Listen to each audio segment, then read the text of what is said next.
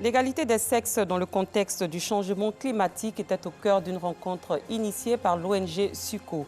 Au Burkina Faso, au moins 13 gendarmes ont été tués dans une embuscade près de la ville de Taparko, dans le nord du pays. Bonsoir, merci de suivre le 19h. La question de l'égalité des sexes dans le contexte du changement climatique a été abordée lors d'une rencontre de formation initiée par l'ONG Solidarité Union Coopération SUCO. C'était le 10 mars dernier au centre de formation de l'ANADER dans la commune de Bégerville. Asita Sogodogo, Alassane Parguendrabou. Ce sont au total 16 participants de cette différente organisation qui, à l'occasion de la Journée internationale des droits de la femme, ont pris part à cet atelier de formation. Il a été organisé par l'ONG SUCO, Solidarité, Union, Coopération, autour de la problématique genre et changement climatique. Objectif, adapter les modes de vie de la femme au changement climatique à travers des séances de sensibilisation et de formation. En travaillant pour les droits et la promotion des femmes, nous devons travailler pour promouvoir les pratiques d'adaptation des femmes au changement climatique. Nous avons fait venir un expert agronome qui travaille pour un de nos partenaires locaux, notamment le groupement des femmes du 3e millénaire. Donc cet expert est venu présenter une étude des cas. Cette étude des cas consiste à partager l'expérience de GFM3 en matière de foyers améliorés pour les ménages. À travers cet atelier, les participants se disent mieux outillés à mener des actions pour la protection de l'environnement. Le changement climatique de nos jours, c'est une question d'actualité. Les femmes, même si les chiffres ne sont pas probants là-dessus, les femmes sont celles qui sont les plus touchées par ces changements ces derniers temps, puisque la plupart du temps, elles sont dans les formels. Cet atelier est vraiment important. J'aimerais qu'il y ait des ateliers de ce genre, peut-être chaque semaine, ou en tout cas à tout moment, pour pouvoir sensibiliser la population, des femmes, mais également les décideurs. Créé en 1961, SUCO, Solidarité Union Coopération, œuvre en faveur des femmes des milieux ruraux pour la protection des forêts et pour l'amélioration des conditions sociales, économiques et environnementales. Parlons de la frontière entre la Côte d'Ivoire et le Mali. Des formalités administratives se déroulent au niveau des 2 postes de douane frontière, puis à la police frontière, et la barrière est levée pour rentrer sur le territoire malien. Camions bennes comme les autres camions remorques étaient bloqués pendant 2 mois à Tingrila à cause des sanctions CEDEAO-UEMOA. Les autres camions chargés de bois de construction et autres ne sont pas concernés par cette mesure de traversée des frontières des camions. Rappelons que l'ouverture des frontières pour ces camions bennes de clinker a été faite samedi 12 mars 2022 par les douanes. On s'intéresse à un concours dénommé Impact Jeunes pour encourager les jeunes à l'entrepreneuriat. C'est une initiative du Conseil national des jeunes de Côte d'Ivoire, CNJCI, en collaboration avec le Fonds des Nations unies pour la population, UNFPA, et le ministère de la Promotion de la jeunesse, de l'insertion professionnelle et du service civique. Il a été lancé le 10 mars dernier. Colette Ilboudo, Afficiata Karamoko Dosso. Encourager les initiatives des organisations de jeunesse qui impactent les communautés et les porter à l'échelle nationale, c'est tout le sens du concours dénommé Impact Jeunes. Une initiative du Conseil national de jeunesse de Côte d'Ivoire, CNJCI, en collaboration avec le Fonds des Nations unies pour la population, UNFPA, et le ministère de la Promotion de la jeunesse, de l'insertion professionnelle et du service civique. Ibrahima Diabaté, président du CNJCI, a procédé au lancement de ce concours lors d'une rencontre avec la presse. Le concours national que nous avons lancé vient pour reconnaître le mérite des organisations, vient pour reconnaître davantage le mérite des organisations de jeunesse sur le terrain, mais également vient pour leur apporter un soutien, vient pour orienter davantage leurs activités et vient pour unir toutes les initiatives autour d'un intérêt commun qui est le développement de notre communauté. Les associations de jeunesse sont invitées à faire acte de candidature dans 6 catégories que sont la promotion du genre et la lutte contre les violences basées sur le genre, l'engagement citoyen et le leadership, la sécurité, la paix et la cohésion sociale, l'agriculture et le développement rural, la santé et l'éducation, l'environnement et le développement durable. Présent au lancement de ce concours, Constant Kofi, directeur de la vie associative et du renforcement des capacités des jeunes, a encouragé cette initiative. Nous sommes à leur côté afin de les aider à mettre davantage en lumière tout ce qu'ils posent comme initiative. Les lauréats recevront un diplôme de participation, un trophée et un appui financier à hauteur d'1 500 000 francs CFA.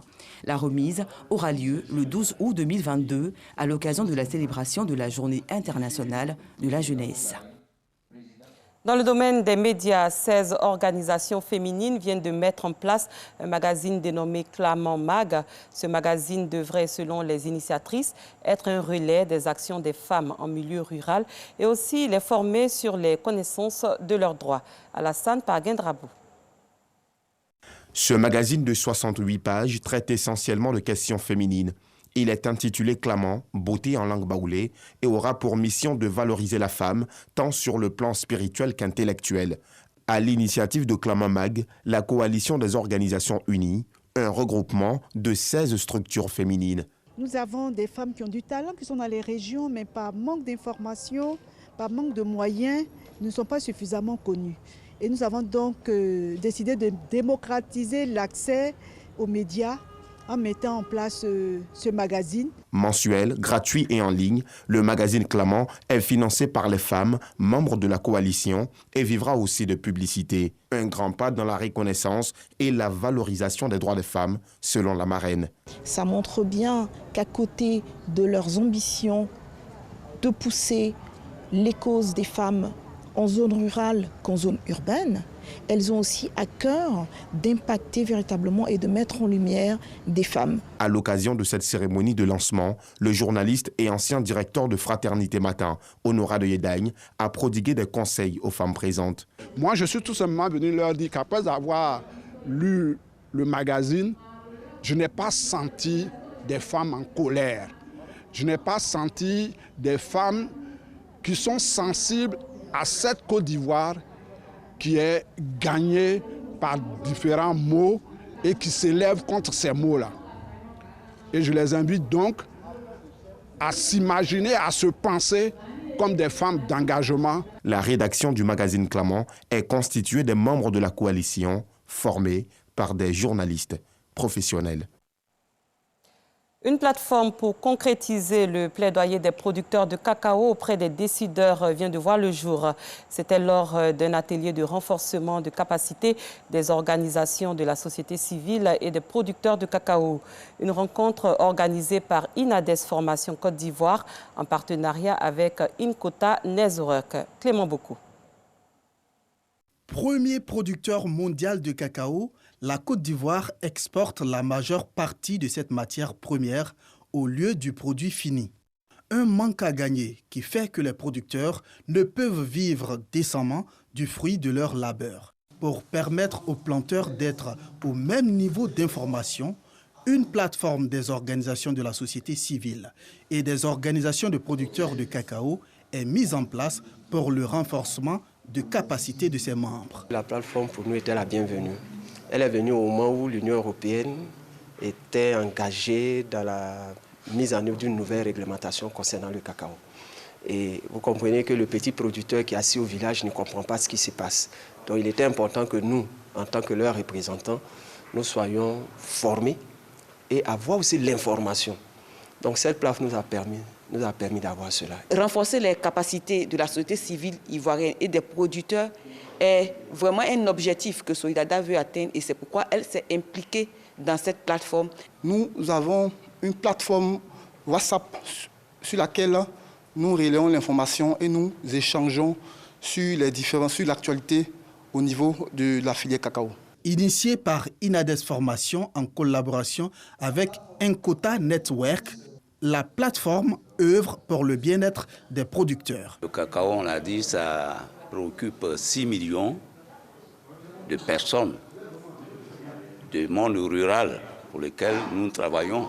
Ce projet nous intéresse puisque nous permettons par ce projet une capacitation des producteurs de base qui vont donc prendre conscience de leur état et se former pour améliorer donc leur participation.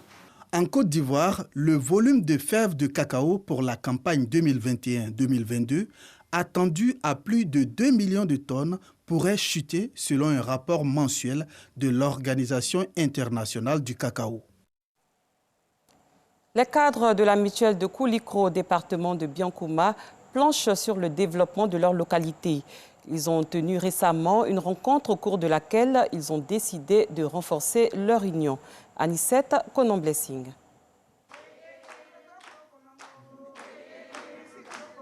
Présenter les nouveaux membres du bureau et communier en ce début d'année, c'est le but principal de la grande réunion de la mutuelle de développement de Koulikro tenue à Abobo. Pour cette réunion, les ressortissants de cette localité résidant à Abidjan et banlieue ont répondu massivement à l'appel du président Diomandé Amadou. La MUDECO se veut le moteur de développement de Koulikro, localité située dans le département de Biakouma.